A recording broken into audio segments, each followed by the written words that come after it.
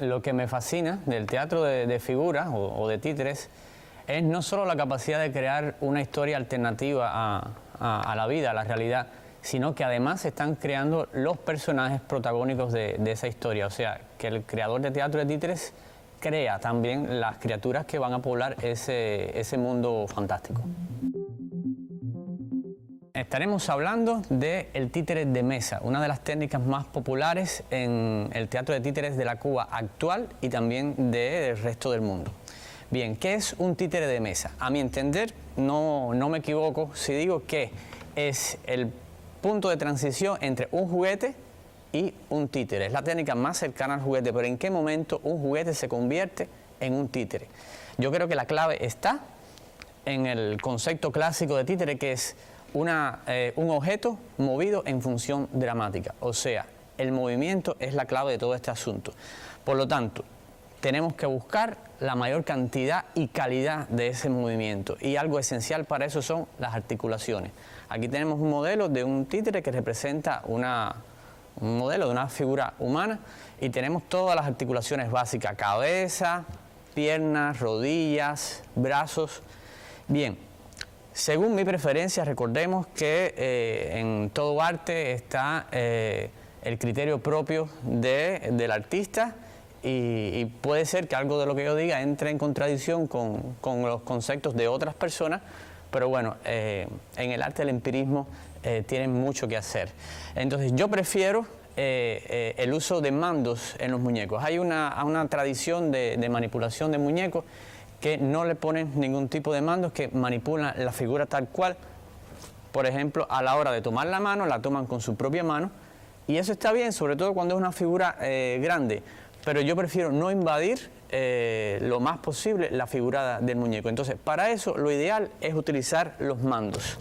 En este caso, los mandos están distribuidos en las distintas articulaciones. Aquí tenemos un mando que mueve la mano, un mando para mover la cabeza. Casi siempre se ubica un mando aquí en la cintura. También en otros muñecos un poco más complejos tenemos mandos para mover los pies. Ahora, la elección del tipo de mando puede ser distintos materiales, metal, plástico, pero siempre guiados por el concepto de invadir lo menos posible la figura humana. Por ejemplo, muchas veces el mando de la mano se puede colocar en la misma mano, pero cuando hacemos esto, cuando hacemos algún gesto que la mano va hacia el frente del títere, invadimos mucho la figura. Entonces yo siempre prefiero colocarlo en esta parte del codo. O sea que el títere puede mover la mano, llevarla hacia adelante, y no estaremos entorpeciendo la visibilidad. Recuerden que aquí se trata de crear la ilusión de que el muñeco está vivo, de que es una figura autónoma, de que tiene una energía propia.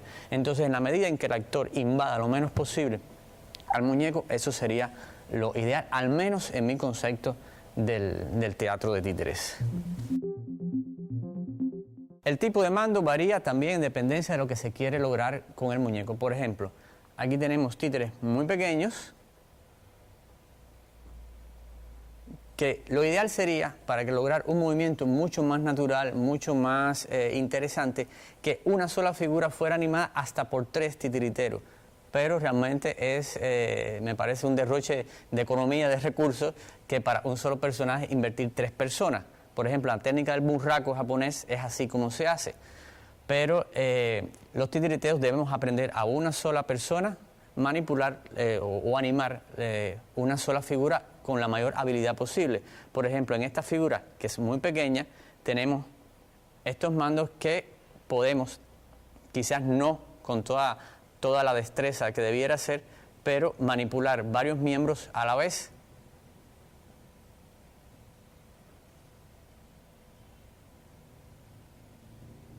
Claro, esta es una figura pequeña y se facilita mucho. También hay, vamos a decir, síntesis, ahorros de mandos. Por ejemplo, este títere no tiene en lo absoluto extremidades inferiores, no tiene pies, pero solamente con la simulación del movimiento del paso podemos hacernos la idea de que el títere está caminando. Recuerden que el títere, además de una metáfora de la realidad, es una síntesis de la realidad, y que un títere nunca debe moverse como una persona real, porque si no, bueno, utilizaríamos actores y no sería necesario utilizar los títeres. Aquí tenemos también otro ejemplo. ¿Ves? Estos mandos son muchísimo más largos, precisamente para facilitar el tomarlos con una sola mano. Este es un personaje del espectáculo La Muchachita del Mar, en este caso por supuesto es la sirenita. Tenemos un mando que mueve la cola del muñeco, y con estos dos tenemos estas otras posibilidades de movimiento. Siempre tenemos que tener mucho cuidado, no solo con la cantidad del movimiento, sino con la calidad. La cantidad se refiere sobre todo a la velocidad del movimiento, y la calidad se refiere más bien a la sutileza, al sentimiento que se está expresando con ese movimiento.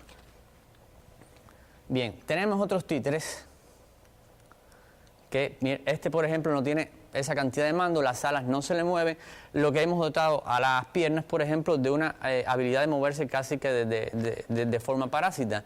Tenemos un movimiento de cabeza bastante amplio y la posibilidad también de abrir el pico con un dispositivo, que es un mecanismo, que eso lo veremos después, que es una de las partes más interesantes del teatro de títeres, que es la parte de los mecanismos.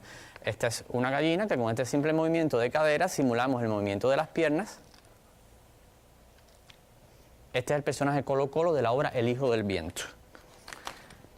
También tenemos que tener en cuenta una cosa: el uso de los mandos depende mucho del entorno escenográfico. Por ejemplo, aquí tenemos dos títeres exactamente iguales de una misma obra de teatro, pero que en distintos entornos escenográficos utilizan distintos tipos de mandos o distintos tipos de manipulación. Este, por ejemplo, es un títere que podemos manipular sin nada alrededor, o sea, nuestras manos pueden entrar desde cualquier punto, pero si colocamos un elemento escenográfico o que va a ser la parte de atrás del fondo de una escenografía, ya sería más difícil entrar con las manos. Entonces se utilizan mandos desde una posición superior, o sea que vienen desde arriba de forma vertical, para poder manipular con más comodidad el personaje. Bien, estábamos hablando de los mecanismos. Vamos a primero a ver títeres muy simples, como por ejemplo este, que es lo que llamaríamos un pelele. El pelele era un juguete tradicional, que era una figura humana de tamaño bastante grande, con todas sus articulaciones móviles muy suaves, que las personas en la plaza de la villa la ponían encima de una sábana o tela y la impulsaban hacia arriba y saltaba desmembrándose. Por eso también a esos títeres se llama pelele, porque por la forma, por la soltura de su movimiento. Este es un títere muy simple, empleado en el ruiseñor, es un personaje del pueblo y simplemente tiene un orificio donde se le pone la mano y se mueve. O sea que aquí no hay, aquí está la presencia mínima de mecanismos. Es un personaje que solamente pasa, dice unos textos y no es fundamental. Quizás una obra completa hecha solo con estos títeres sería un poco aburrida, pero como un elemento transitorio funciona bastante bien. Tenemos otro títere súper sencillo, pero que también es un títere de mesa. Ven, tenemos un mando muy largo, un títere que ese sí no tiene ningún tipo de articulación, que son para este, por ejemplo, estaba diseñado en la obra de Lápiz Blanco para una escenita de persecución por unas escaleras, y es de un movimiento muy simple, muy sencillo, que puede dar, no sé, movimientos muy limitados, pero puede ser muy atractivo y muy dinámico sobre todo. Entonces, ahora vamos a entrar a los mecanismos. Hay mecanismos mucho más complicados. Como ya estábamos hablando de la síntesis actoral que necesitamos para estos títeres, que lo ideal serían 3 personas para un muñeco, uno que manipule la cabeza con la mano izquierda, otro que manipule la cintura y otro que manipule las piernas, pero entonces, como somos una sola persona, a veces tenemos que utilizar mecanismos para suplir el movimiento de otras articulaciones. En este caso es de las piernas, que se utiliza una simple, vamos a decir, palanca, que parece un columpio situado en la cabeza, con unos hilos que van a la rodilla del muñeco. Esta es una técnica heredera de la marioneta de hilos. Recuerden, en el teatro del títere no hay nada puro. Antiguamente había técnicas muy bien definidas e incluso era mal visto por los puristas hacer mezclas de técnicas. Ahora todo es válido y todo lo que se pueda intercambiar contribuye al enriquecimiento del teatro y sobre todo la creación de las figuras.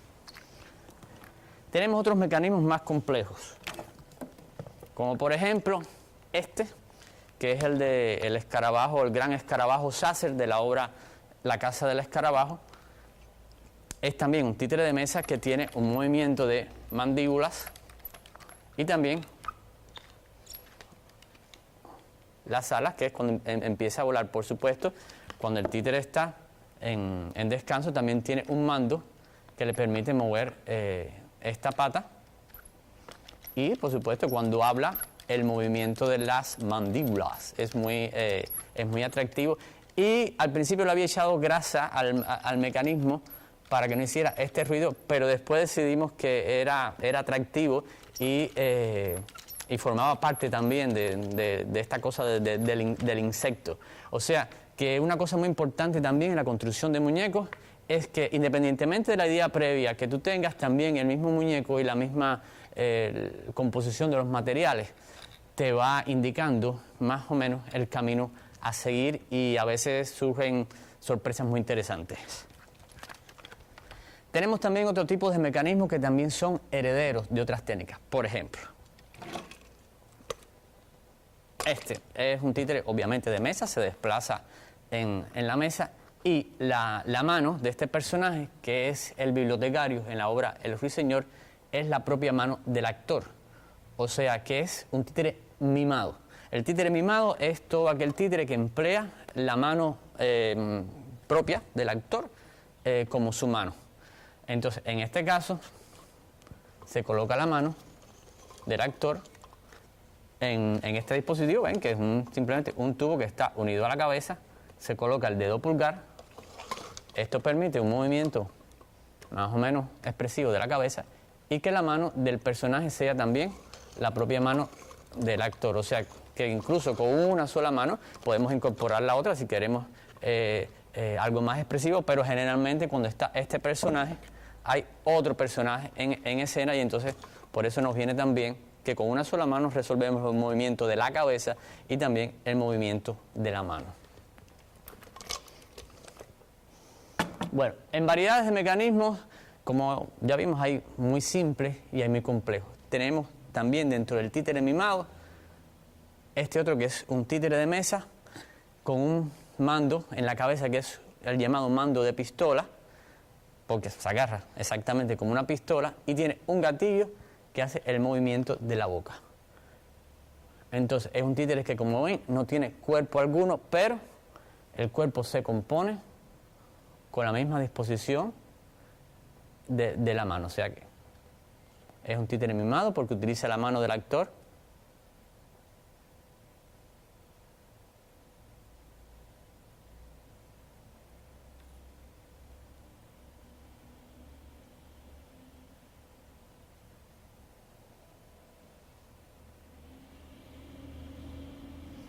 Es un títere que depende mucho de la calidad de la manipulación de la manipulación del titiritero. Me fascinan mucho los mecanismos, me gustan, pero siempre parto del principio que lo principal es lograr una manipulación limpia, correcta y que logre esa ilusión de vida. Hay a veces una discusión entre los titiriteros si debe utilizarse el término manipulación o animación. Al final eso a mí me parece un poco que es una tontería, pero siendo bien purista, manipulación se refiere al acto puramente mecánico de mover el títere, y ya cuando pasamos al plano de la animación implicaría darle esa sensación de que el muñeco está realmente vivo, de que tiene ánima, espíritu, alma, ¿no? En este caso. Bien, otra cosa importante en la construcción de títeres de mesa son los materiales. Ya vemos que, bueno, tenemos tela, papel maché, casi siempre las cabezas están talladas en poliespuma o madera, puede ser también, pero los materiales son disímiles. Aquí tenemos dos ejemplos de dos títeres también muy simples de la obra Fábula de Escritorio, que son dos ratoncitos y que, como ven, están hechos casi íntegramente de soga y materiales, por ejemplo, como la arpillera, como el yute. Esto es soga enrollada, cosida, y ven que tiene solamente un mando en la cabeza con un movimiento muy simple, muy parecido al de títere que vimos hace un momento.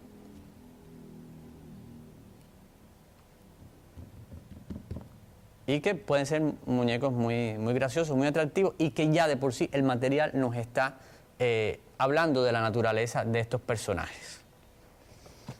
Bien, estamos hablando de los materiales y un ejemplo que me gustaría poner para terminar, para que vean las capacidades de los materiales, es estos dos robots que tengo aquí.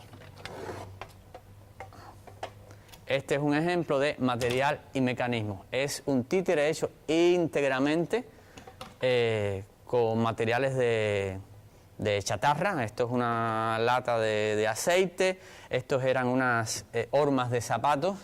La cabeza también es una horma de zapatos que se aprovecha un mecanismo de bisagra que ya tenía, como ven, para el movimiento de la boca generalmente. En los mecanismos uno trata de ocultarlo lo más posible, pero en este caso, como eran robots, decidí que sería interesante que el mecanismo también fuera visible. Entonces, con el mando controlamos los pasos y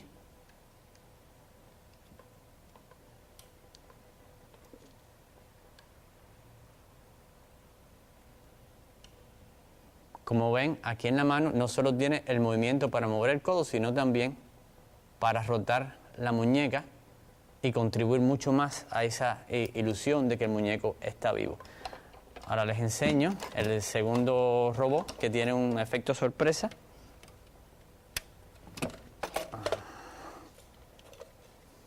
Aquí lo tenemos.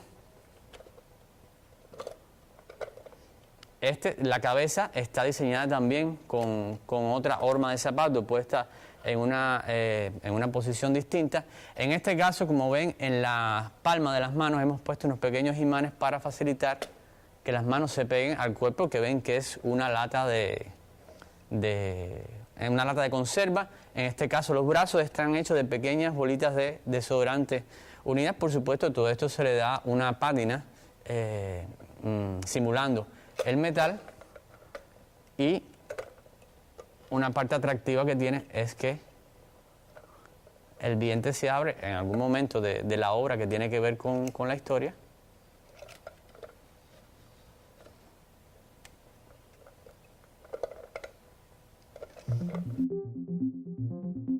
Como ya sabemos, de lo que aquí se trata es de crear la ilusión de que este personaje esté vivo.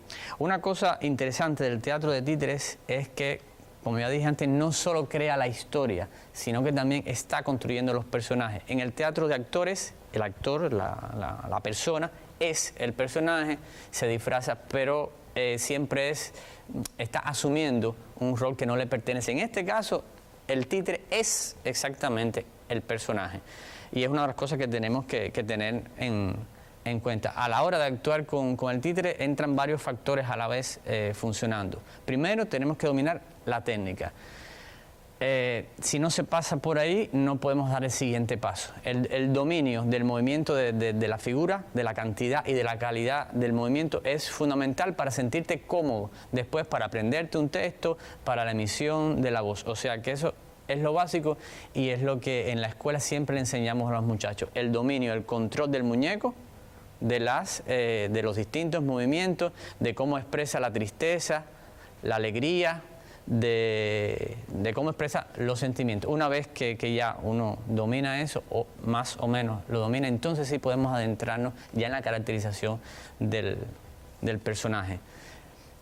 Pasa una cosa, que en el títere el actor, el titiritero, siente, pero ese sentimiento no se puede quedar aquí. Muchas veces hemos visto que a titiriteros que están animando, pero su proyección es una proyección actoral.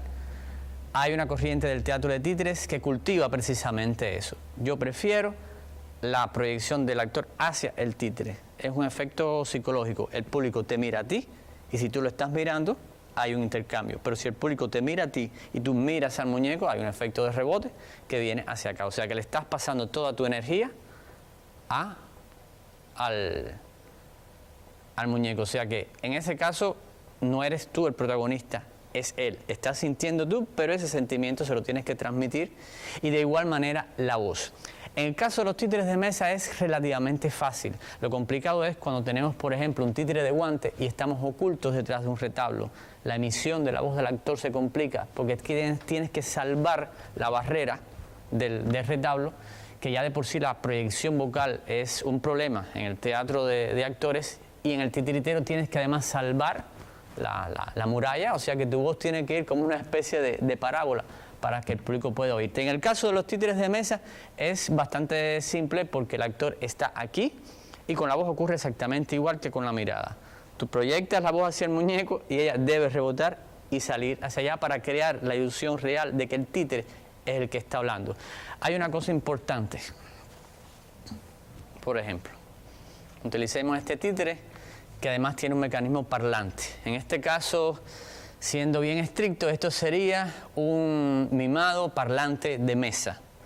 Las técnicas actualmente se mezclan mucho y una definición para una sola sería, es una falacia, pero bien, si hay alguna definición es esa, mimado parlante de mesa.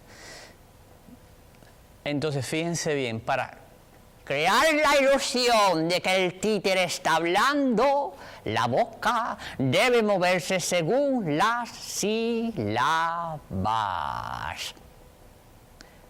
¿De acuerdo? O sea que para crear esa ilusión, bueno, ya el muñeco lo dijo, el movimiento de la boca debe corresponderse con las sílabas. Claro, una vez que nos aprendemos el texto, ya entonces debemos incorporárselo al tempo, ritmo propio de este personaje.